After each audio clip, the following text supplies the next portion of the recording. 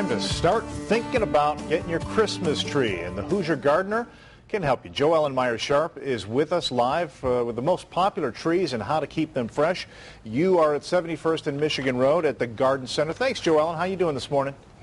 I'm doing great, Ray. How are you this morning? Good, It's good to be here. Hey, we know that not all Christmas trees are created equal. Can you tell us what some of the most popular varieties are so you know who you're going to be competing against when you pick out the tree for your family?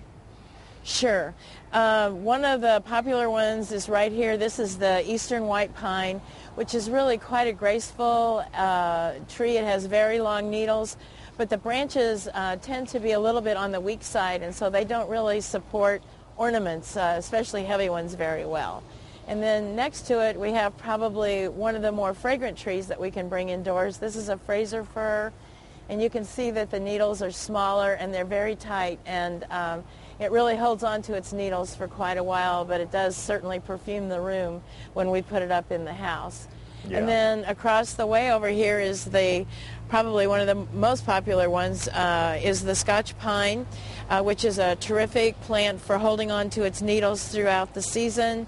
And the branches are really strong and can hold the ornaments too. You know, in my experience, Joel, in the longer needles, the pines seem to be a little less expensive than the spruces. They all kind of seem to tend to put a little green tint on it, and you may think, wow, this looks fresh. But what are some tips that you have to tell if yours is really going to last for a long time?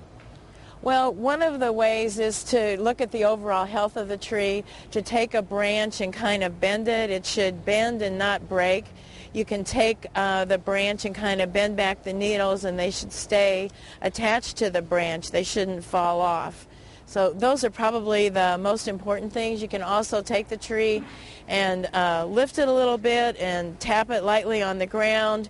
And if a whole bunch of needles fall off, you might want to look at it. A few drop of needles is okay because there will be some, season-old needles inside, which would be okay.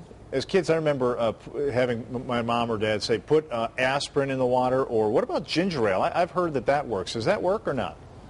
Well, the National Christmas Tree Association really just recommends using straight water in the stand, and that brings up a good point because when you get the tree, they usually put a fresh cut at the bottom of it, and that cut will last roughly about 6 hours. So you want to try to get it in water within 6 hours after the cut, and that can be just a bucket of water outside, or it can be in the tree stand.